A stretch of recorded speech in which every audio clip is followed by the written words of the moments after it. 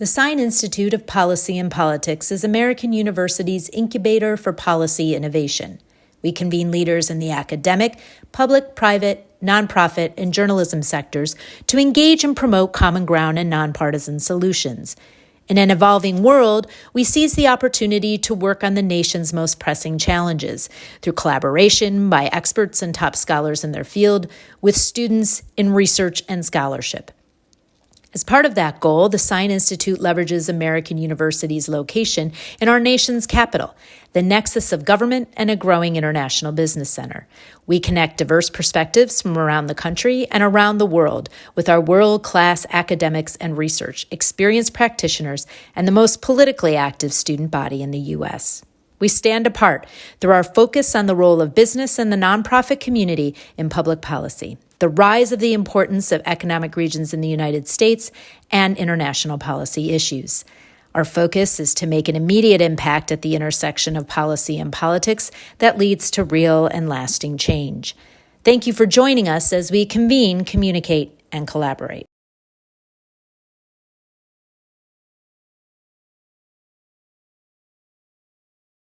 Good afternoon. Thank you for joining us today for political engagement with Sine Fellow Patrice Willoughby as part of our Spring 2024 Sine Fellows program. My name is Katerina Nowicki, and I am one of the co-lead Sine Student Associates for Patrice Willoughby this spring. On behalf of the Sine Institute and myself, we are so pleased to have you join us for this event. The Sine Institute is a laboratory for university-wide collaboration and an incubator for policy innovation, convening the best and brightest in the public, private, academic, and nonprofit sectors, as well as journalism.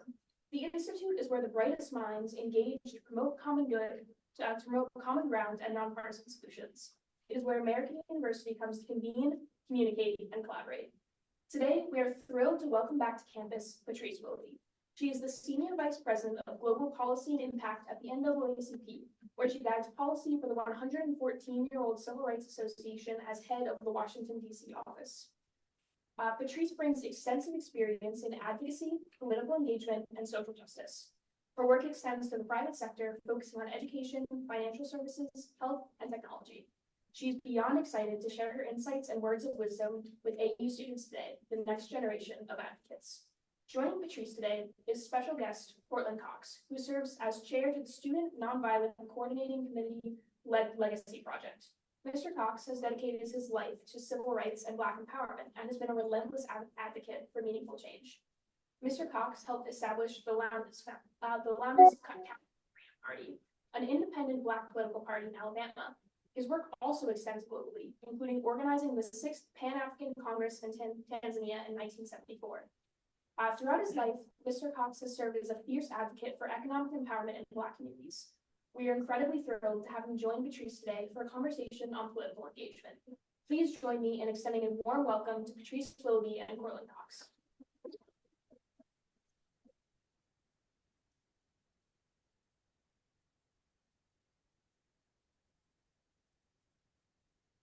Thank you, Katie, and it's wonderful to be back today. Our special guest, Courtland Cox, is a hero of mine in that in our work at the NAACP, Mr. Cox and his work starting in 1960 were instrumental in moving the civil rights movement forward.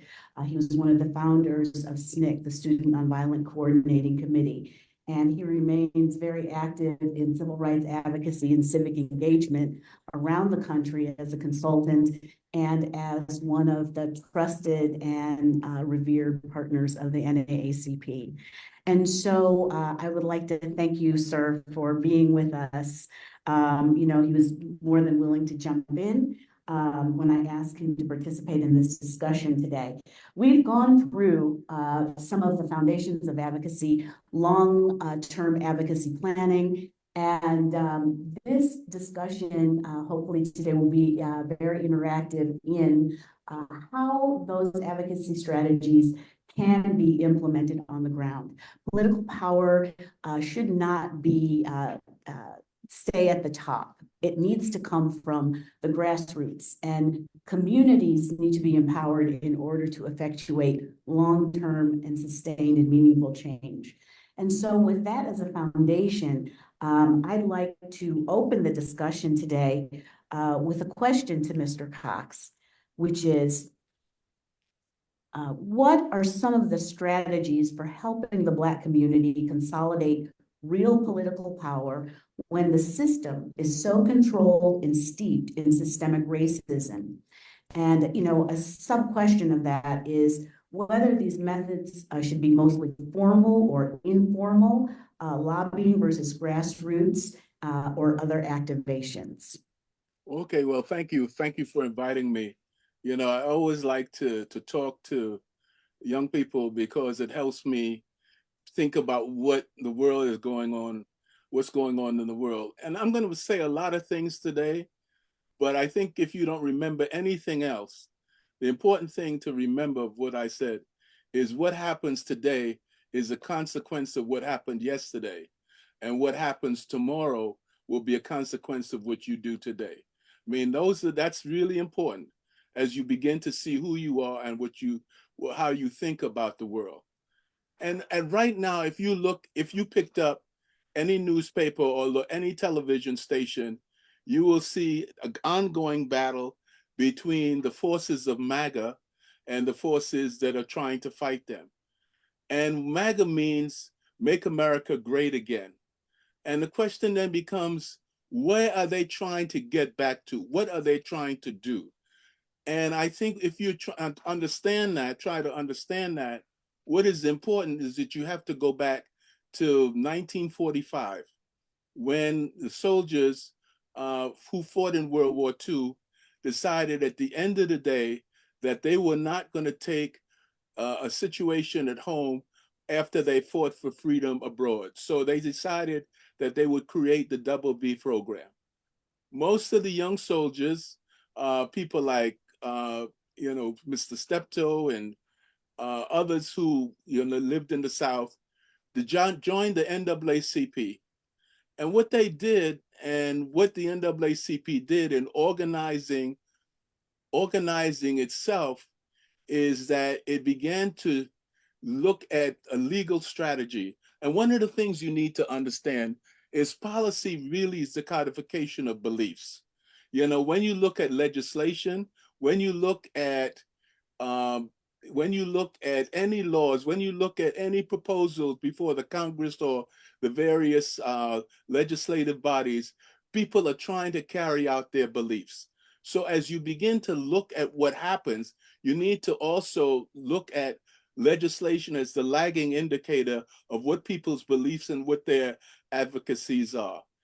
And so what happened between 1945 and 1960 is that the NAACP Legal Defense Fund, carried out a legal strategy that resulted in the Brown versus Board of Education.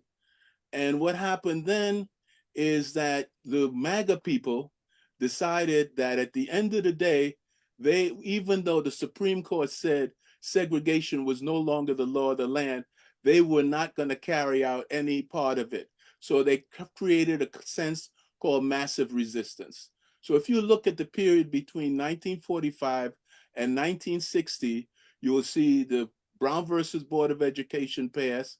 You see the legal strategy in terms of the Montgomery bus boycott. You'll see the legal strategy in terms of the Little Rock 9 Arkansas travel, and that the concept at that point was for the Black community, and we didn't have any legislative power in 1945 and 1960. We were not in the Congress. We didn't have any Black mayors. We were not in the place. So we used what mechanisms we had to make a difference, and that was the courts. In 1960, when I came along, I was 19 years old at the time. And we felt that we were going to challenge the massive resistance. And I think if you look at a statement that really symbolizes and characterizes massive resistance that was put in place between, after the Supreme Court decision, you'd have to look at George Wallace. And George Wallace said, segregation today, segregation tomorrow, segregation forever. And still in that circumstance, Black people had no legislative or political vehicles to really affect the kind of policies and change. So what we did as young people said, we will take to the streets. So we engaged in sit-ins, we engaged in freedom rides, we engaged in all kinds of things that said, you know, freedom now. So our legislative agenda, our policy agenda was freedom now. We didn't have any vehicles to deal with it, but we said in the streets, freedom was going to happen now. So you had two big forces with each other. George Wallace, segregation today, segregation tomorrow, segregation forever. And young people in the streets, mostly between 17 and 22 years old, saying that, in fact, that was not going to stand. And it was a brutal fight. It lasted 10 years. But say in 1970, another phase that went on is that when Stokely Carmichael and others from the Student Nonviolent Coordinating Committee, based on their experiences, started talking to Black Power. And what it really did for the Black community was, in fact, began to really say to the Black community, we are distinct in ourselves. We do not need to try to be like white people, conking our hair and bleaching our face and all that. We have our own character, we have our own view. And what began to happen, the first Black mayor of any major city was in Cleveland, Carl Stokes, in 1968. And you had a whole big thrust of Black people exercising, particularly the Black middle class, exercising power and bringing into, so we now had the Congressional Black Caucus. We had, Black mayors, we had, and this whole period leading up today, we had a Black president, we presently have a Black vice president. And basically what you see in each of these phases, in the first phase of legal, you had massive resistance. In the second phase, you had violence. Now we're in the third and almost ending the third phase, where you now have a sense of cultural war. That is to say, really began in 1990 with, Pat Buchanan and others.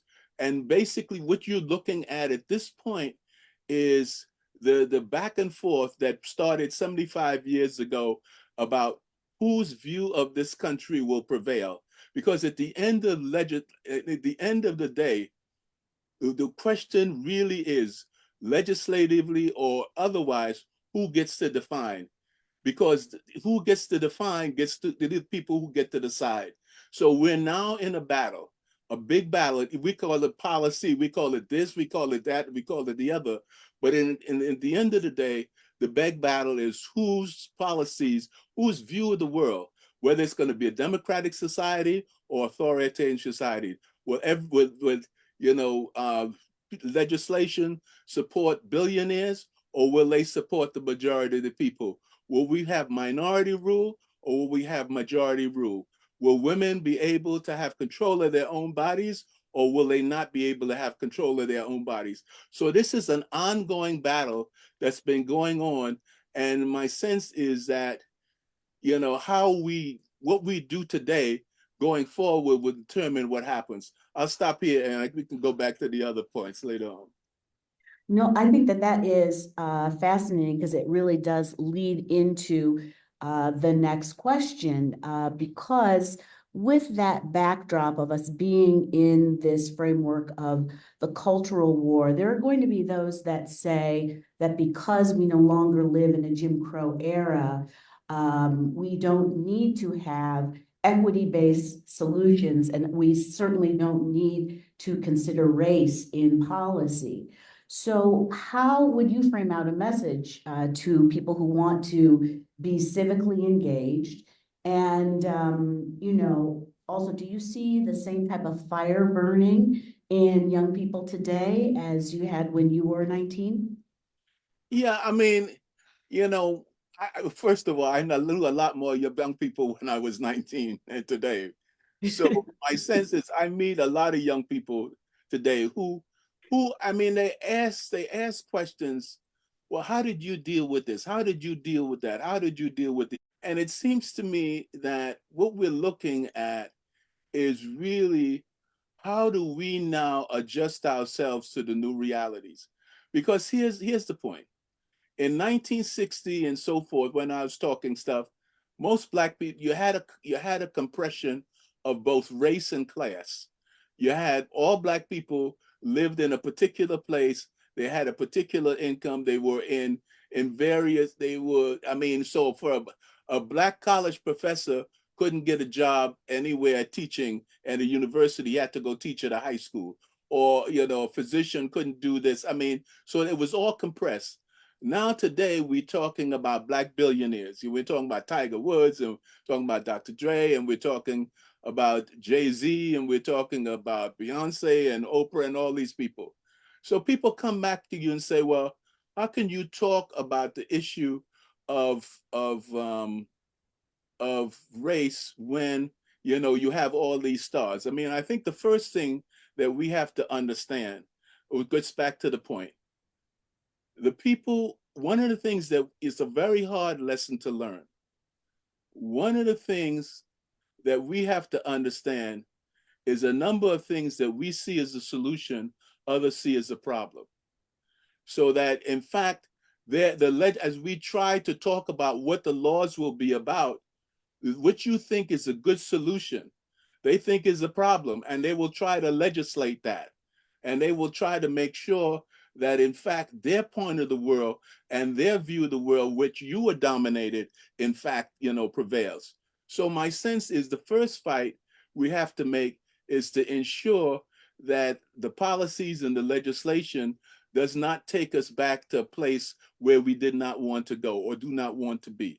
That's the first, whether it's a question of race, whether it's a question of gender, whether it's the question of whether you're, gay or not gay. You want to make sure that the laws and those people who hold those views that want to hurt you, you never hold office. So the first level of fight is to make sure that whatever your status, nobody who opposes you holds office that can in fact hurt you, going back to where they hurt you before.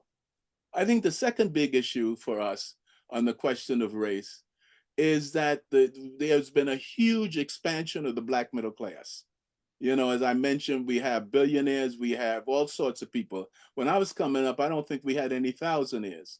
So my sense is that, now the question is, the majority of Black people who need food stamps, who need affordable housing, who need, protection from police brutality, who need environmental issues, how does the society now organize to begin to deal with those issues that those people face?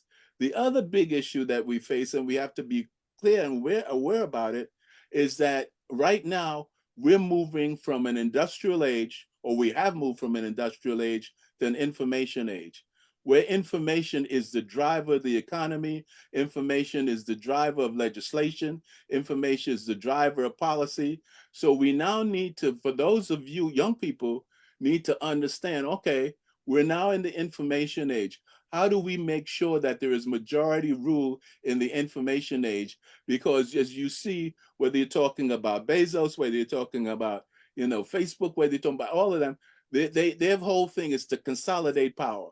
Their whole view is to consolidate power, consolidate interests, and create legislation that supports them, and whether it's the majority. So I think, for today's young people, their situation is a lot more diverse and a lot more complicated, because they have to deal with things that, when I was coming up, we didn't have to deal with. Or we didn't have an information economy. We had an industrial economy. So with that information being really the currency, what would you say about social media and the use of technology? Do you think that our attention span is long enough? Or how could we best use social media as an organizing tool? I mean, if you're thinking about organizing, yes. I think, one is interesting. I had a conversation with some young people the other day. And when we were talking technology, you mentioned I worked in Lowndes County in Alabama. technology was pen and pencil and paper. And then we had what was considered the Watts lines. And Watts lines meant you could make long distance calls without paying for each call. That was the technology. We had 3 TV stations. I know people can't imagine it was only ABC, CBS, and NBC. You know, the big television was 19 inches. So my sense is that there is a whole technological explosion. But I think, you know, for me, when I think about it, there is a song that goes, the fundamental things apply as things go by, as time goes by. And at the end of the day, the TikTok and Facebook and all the other social media platforms, you know, X and so forth, really are things that talk about how you will do things, how you get to do things. I think for us and young people who want to do stuff, the most important thing for them to begin to understand and talk to each other about is what we want to do and why we want to do it. Once you control those 2 conversations, what we want to do and why we want to do it, how it gets done, you know, is something that is, you know, easily available. I mean, I'm now 83 years old, right? And now I'm now into digital space. I am now in conversations with young people about forming a YouTube channel. I'm now talking about podcasts. You know, I'm now talking about hybrid courses, you know, stuff that, you know, hurts my head half the time. But it does seem to me that I understand that what I want to do is carry out a view of the world which says, you know, what I want to see and the policies I want to see, you know, should be in place. And I will use the various social media platforms to do what we need to do. I think that is a really concise and a really deep way of describing it. Controlling the narrative on what we want to do and how we want to do it. It's a very powerful way of galvanizing attention. And with the fact that society changes so quickly and our attention span changes so quickly, and we are pulled in so many directions.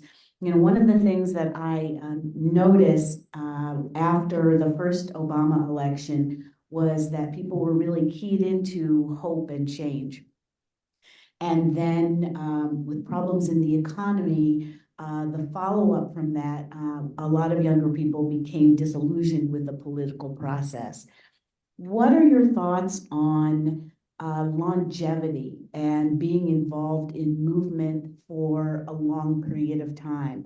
And how should we approach being tenacious and having the wherewithal to deal with burnout, especially if you see that change doesn't happen quickly? Yeah, I think the last part is really important. You know, when I was 19 years old, I started in the sit-ins. And because I thought that I cared about what was going on and discrimination, and because I put all my time and energy in dealing with and so forth, that everything would change and it would change in a hurry because I wanted it to change in a hurry. We fortunately had Miss Baker, who was, you know, our mentor and person who organized SNCC. And she said, you know, what you're trying to do is more than a hamburger, get more than a hamburger. The sit-ins was much more than trying to get these people to desegregate. It was about trying to change the nature of the society. So one of the things we found, and I found, is every time I thought I had a success, when the lunch counters were desegregated, you know, I still had a problem. When, you know, we got the vote in the South, we still had the problem. When we did a whole bunch of, so my sense is that there is, every time you do something, there is always another layer that really is beneath it, because at the core, there's really an economic fight. Now, but it's hard for young people, and particularly people like me, because it's hard for us to see that at base it's a big economic fight, and we fight with what we see. So whether it's, something that happens, in terms of, the Dobbs decision, or whether it's something that happens with the LGBT community or so forth, what we see is not the fundamental thing before us. Now, the question then becomes, how do you not get burned out? I think the first thing is, getting understanding. Understanding that in fact you can do what you can do. And one of the things that, I learned, and it's a hard lesson to learn, is I learned that even if you do everything that is necessary, it will not be sufficient. And that's the problem, and that you have to understand. That's why I began by saying, whatever you do today will make a difference tomorrow. And I take heart from people like E.D. Nixon, who in 1955, 54, tried to get Martin Luther King, who was 26 years old, to lead the bus boycott. But when you look at people like E.D. Nixon and all those people there, they couldn't vote.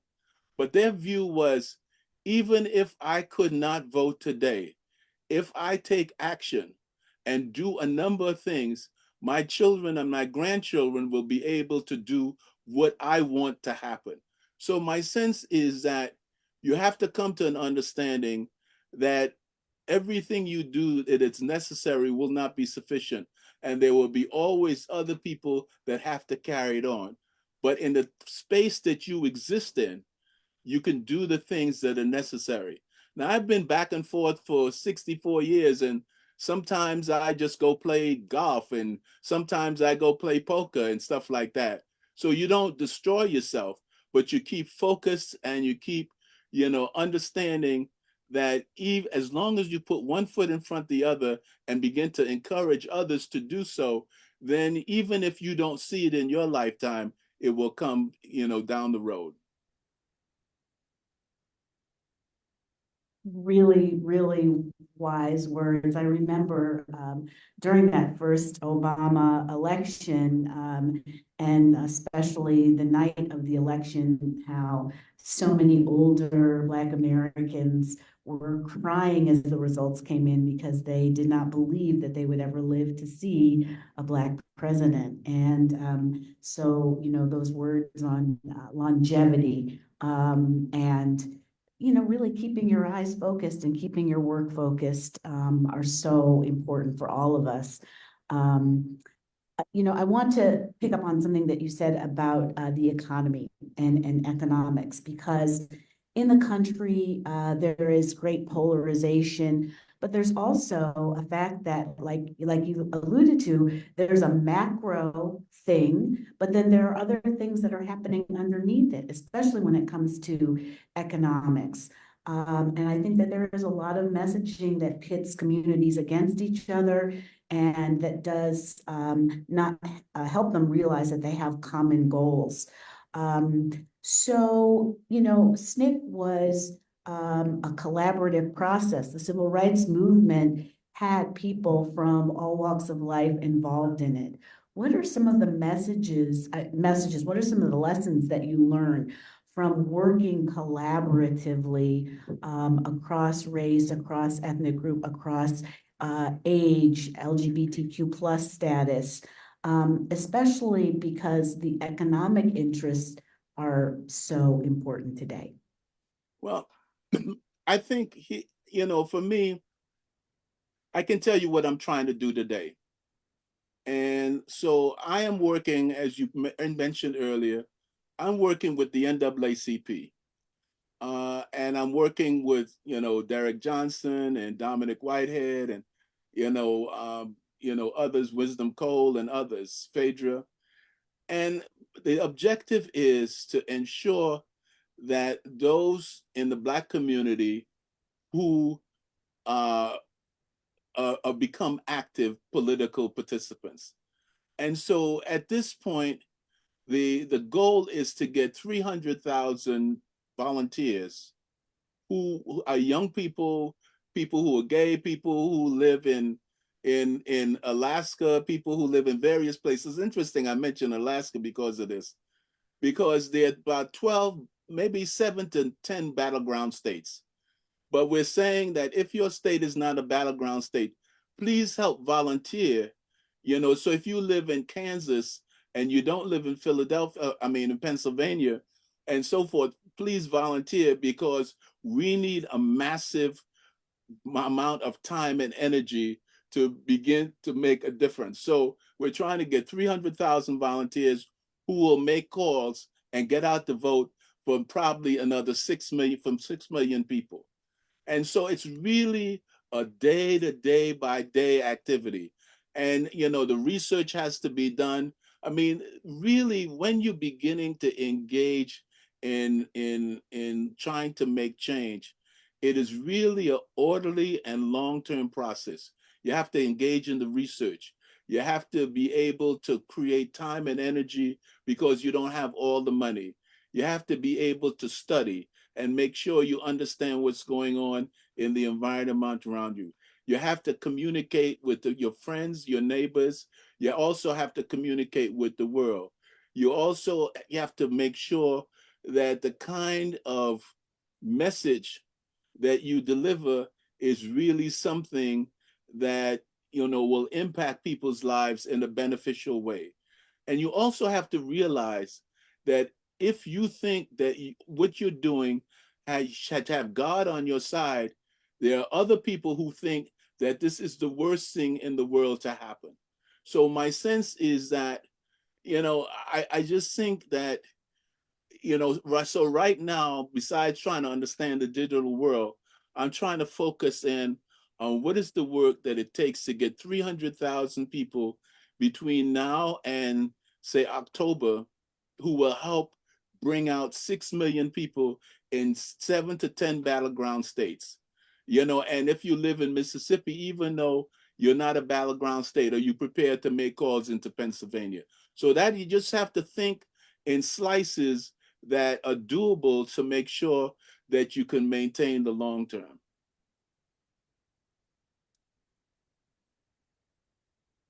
And with that, focused collaboration, research metrics really are important, as well as a well-defined plan on how to get there. What have you identified as being some of the things that can inhibit people working together well or forming mutually beneficial alliances? Because I know in politics, if we can solve that problem, that would be the golden goose. Well, I have a big dream. And probably, again, it's not going to probably work in my lifetime, but I think over time it will. When you look at where a lot of the things that I disagree on, most of them come out of the South. And you have, at the end of the day, the Dixiecrats, who were the people who engaged in, segregationist policies, and the people who were gold Rotarites, who were the people. And so 1964 was a big time where they began to come together, and known as the Republican Party. My sense is that I think that a coalition of, particularly in the South, of African Americans, of whites who understand that they need to better themselves. When you look at and the way you build, as I see these coalitions, is that you build them around mutual interests. Right now, there are poor people in Mississippi, probably more white people in Mississippi who are poor, who can't get Medicaid. Because the governor of the state of Mississippi feels that they don't want to allow people who are poor to have health outcomes that are really decent. So my sense is then that what you begin to do is build across racial lines on things that are economically beneficial to people who are poor. Because I think the real issue, again, most of the energy for change always comes from the bottom. People who are poor, who are the ones who need to make it. And while people at the top claim that their legislation made it, They're the ones who they don't write history. The people who are at the bottom write history. And so what I would hope is that we would begin to think through how, particularly in the South, that we take issues of economic importance to begin to go across racial lines and gender lines to help people. And, health is the big one. Environmental concerns are another one. So, I mean, that's the way I would see building coalitions that will make a difference for the future. I feel like I'm getting like, my brain is going to explode, fantastic. People from the bottom write history. That is absolutely profound. And in a lot of states, where that work needs to take place, there are some supermajority state governments. I know that it can be difficult to galvanize people to bring them together because people also are intimidated, they're fearful. And whenever I get discouraged, I think back to the civil rights movement, and I think about the fact that we actually have people like you. We have people who have shown the pathway to go forward, but young people don't always have the benefit of seeing someone right in front of them, as well as communities that are disaffected.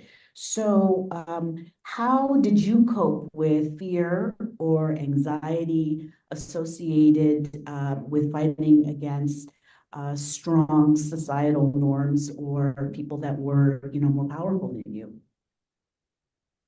When people come up and say, you in the South, you guys were brave.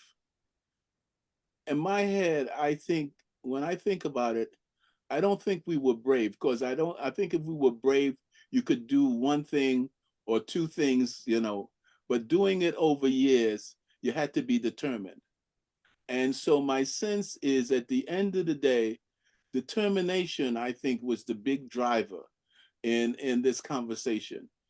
And what I'm really looking to see right now, I looked at the Arizona Supreme Court decision yesterday, and I heard one of the legislators, who was a white woman, not young, but maybe in her 40s, 50s, whatever. She spoke in a determined way that this will not stand, we will not make the change. And I think my sense is that I begin to look for people who are not brave, but who are determined, even if, for example, it takes some years to do it, if they have to go back and forth, but every time you see them, they're trying to figure it out. I think determination is probably the most important view of the world that that we can have, because at the end of the day, there's really one critical issue. Who gets to define? That is the critical issue, because those people who get to define also get to decide.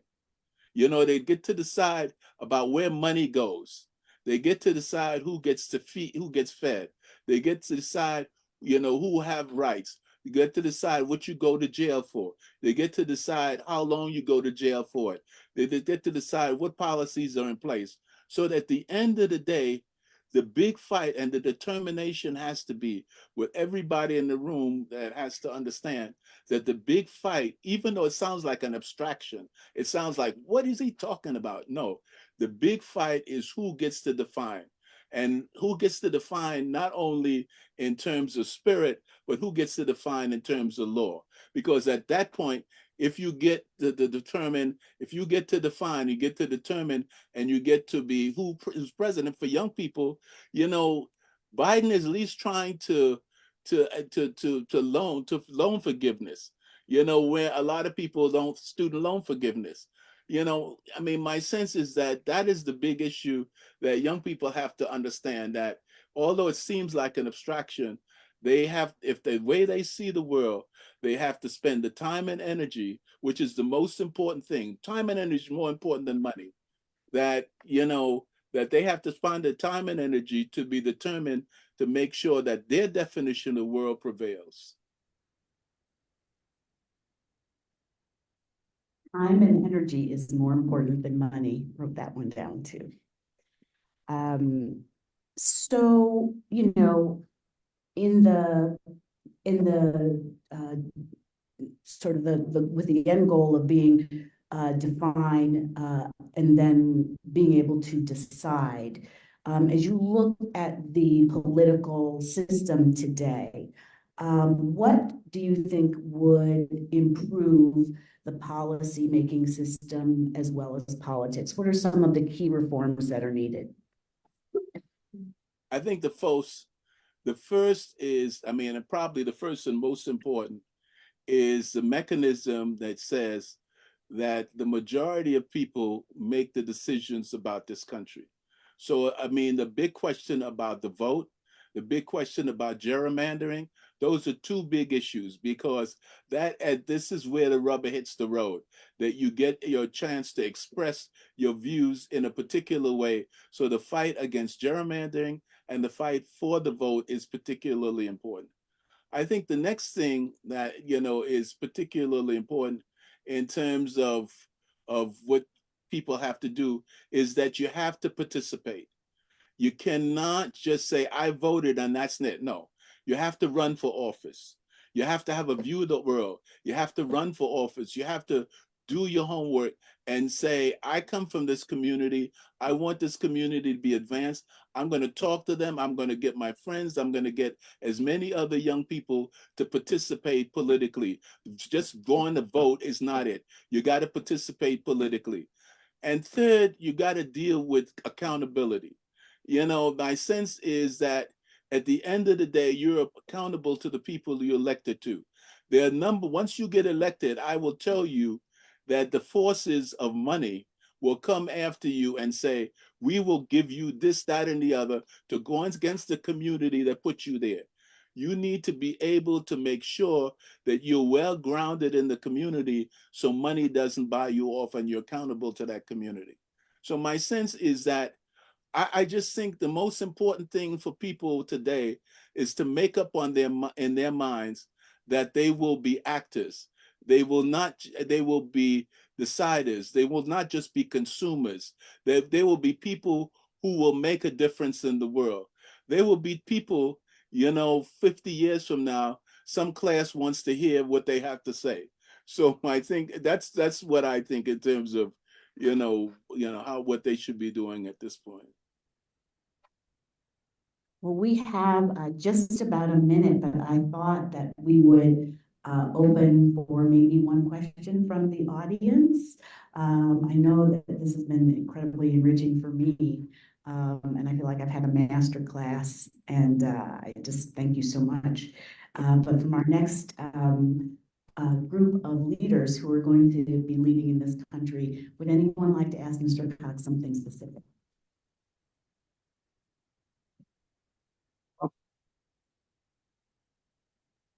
Hi, Mr. Cox. I just wanted to say thank you for being here today. It's been a very illuminating conversation. And I just wanted to ask, on terms of political engagement, you've talked a lot about different intersectional identities within the Black communities. So when you're organizing for these different intersections, such as Black disabled people or Black queer people, how do your methods and strategies for engagement change? Could you repeat the question? I really didn't hear all of it.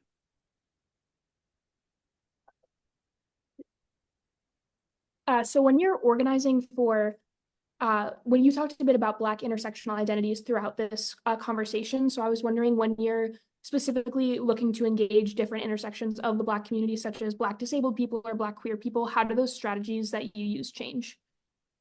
Yeah, I mean, I think the big divisions in the Black community is really the growth of the Black middle class.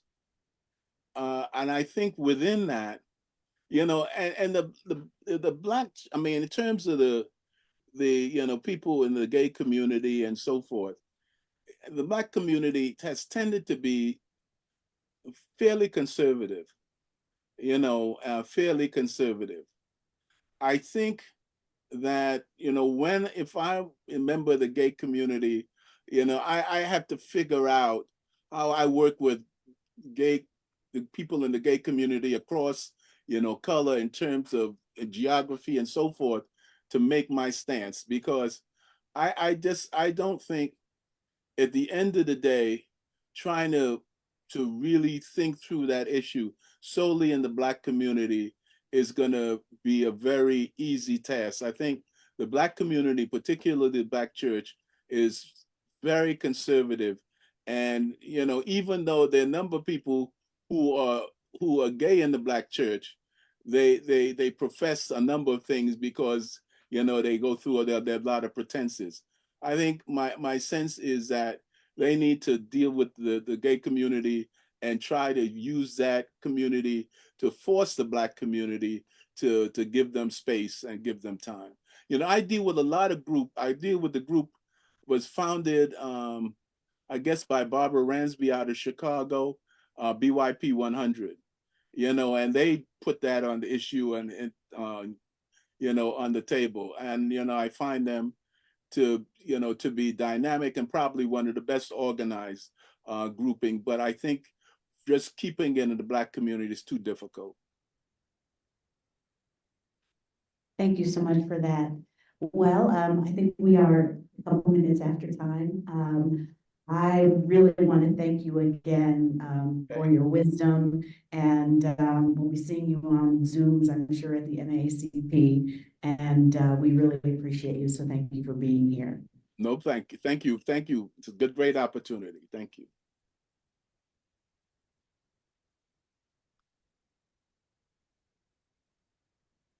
Patrice, can I just share with everybody, we still have a few minutes here with us, but I just want to make sure that everybody knows about your career conversation because it's really unique. So I wondered if you could share with me, like how, oh, I feel like I'm at a baseball game, how everybody's, you know, coming together for that conversation, because I think we want as many people there as possible, for sure.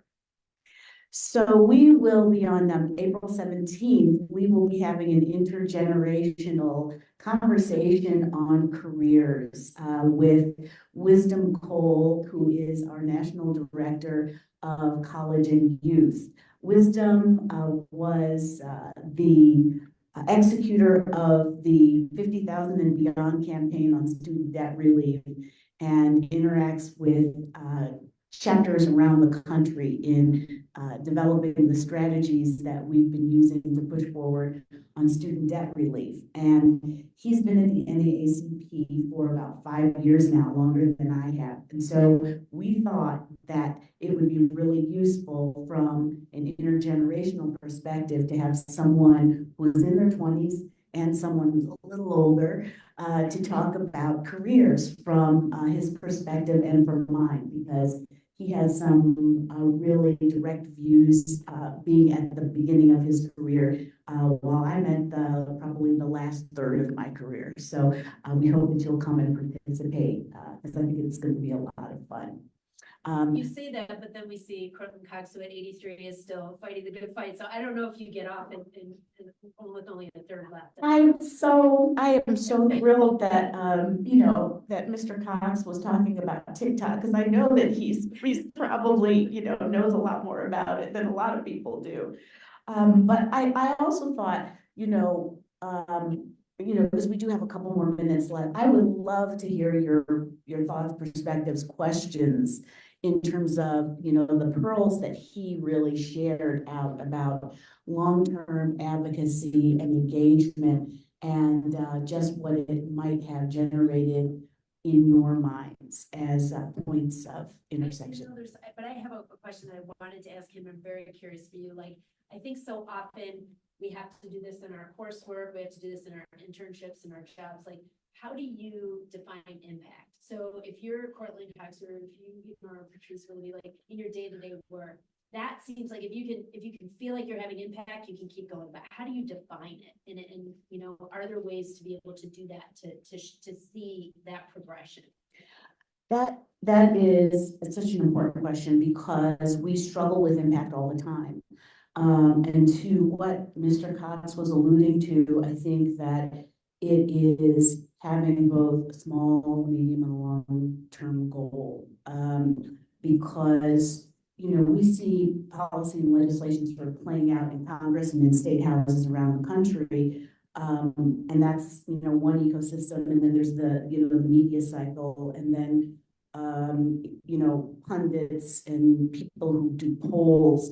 Everyone is always trying to engage the system. There's often a profit motive behind that, and it may not be helpful to the long-term policy goal. So I think, we talk about, envision the world that you want to see. And, ultimately, I know what that looks like for me in terms of equity. I also know that there have to be specific tools that are put in place.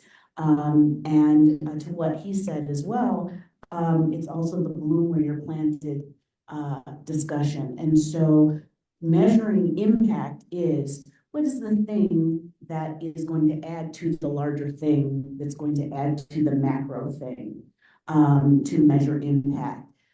There are also some quantitative tools that we really lean into with thought partners who are at think tanks. Our communications team has lots of mechanisms to gauge whether or not people engage with our social media, with media in general.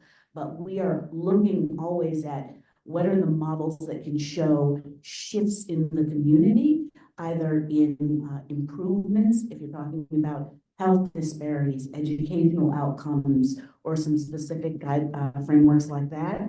But often movement work is a matter of engaging small pieces that build toward a medium-sized piece that build toward a bigger long-term goal.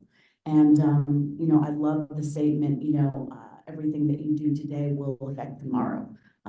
Critically important.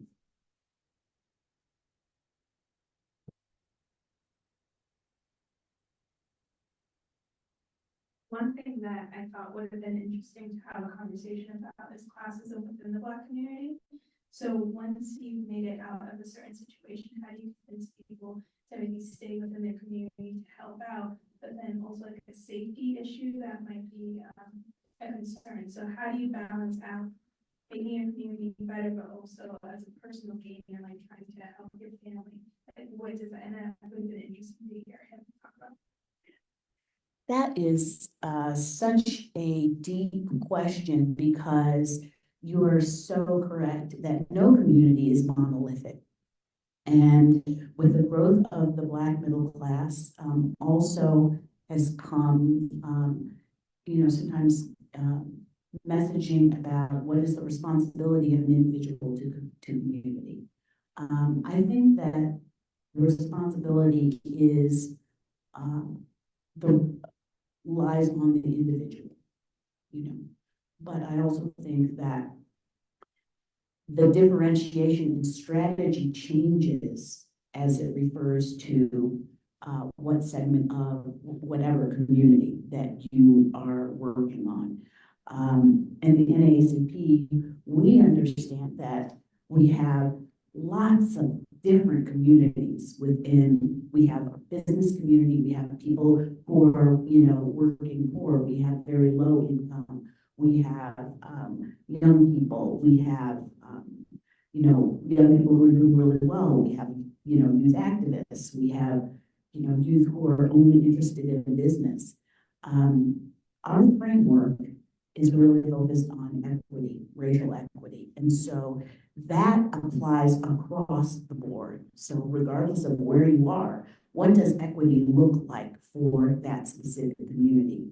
For a Black business owner, it may mean they need the tools and the impact, the tools that will create the impact that will allow them to compete with other businesses. Equity is going to look different for someone who is a lower income person. Do they have the inputs that they need to lead and live a safe life and to have to live decently? So I don't think that there is a way that you can impose on any community, a mandate on what they should do. But we have adopted a framework that allows people to have what they need at whatever stage that they are.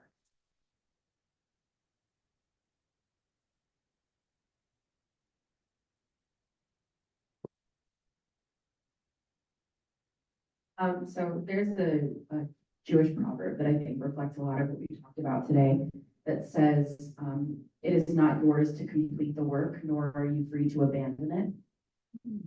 And so with that said, I want to reflect one of the questions that you asked back at you. How do you keep yourself from burning out doing this work for so long?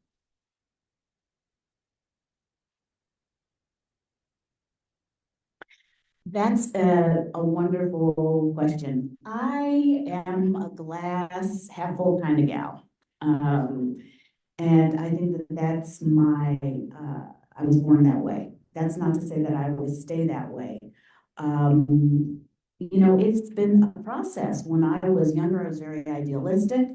I always wanted this overall, my life thesis is make the world better. And I've done that in different ways, in different communities, in different environments, whether it was government, private sector, and now back in public interest. Burnout is real. I know that I need to fill up the well. I know at this age how hard I can work before I drop. And it's important. If I'm not filled up, I can't give to the people that I work with. I can't fill them up. And so I am now more idealistic than I was when I was in my 20s, because I've seen that people can actually make a difference. And at this stage of my career, that is what is like pushing me forward, because I'm like, I know that my role in this is going to come to an end at some point, 15 years from now, 12 years from now, who knows?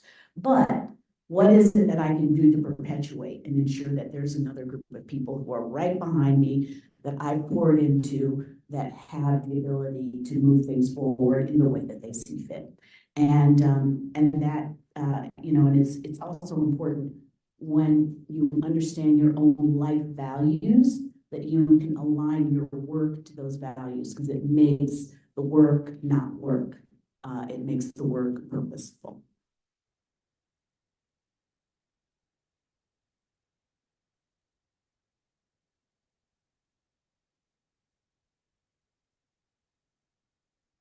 Just a quick question, because you mentioned targeting like southern communities, and I know like culturally, not talking about religion, money, and politics is really big. A little bit less now, but still in generations to still voting power.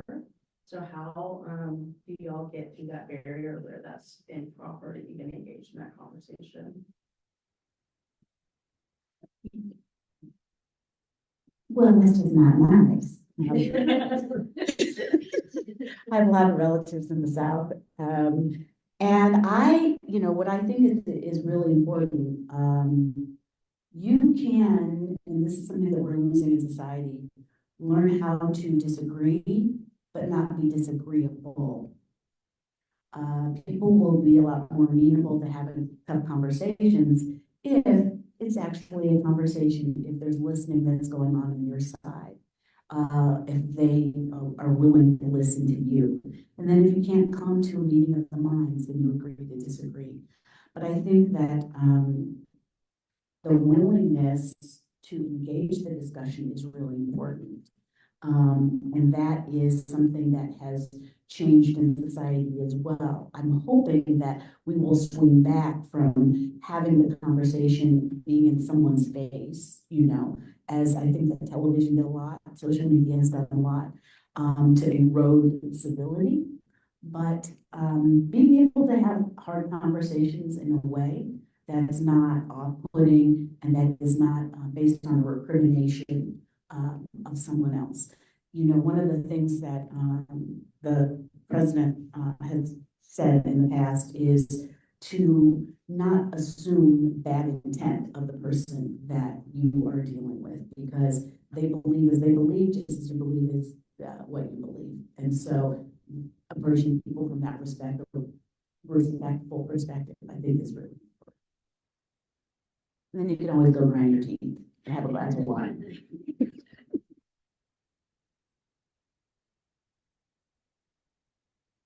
All right, well, this has been wonderful.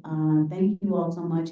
I want to give a special thanks to the student cohort who came up with the wonderful questions for today. Your thought partnership is wonderful, and thank you all for being here. You.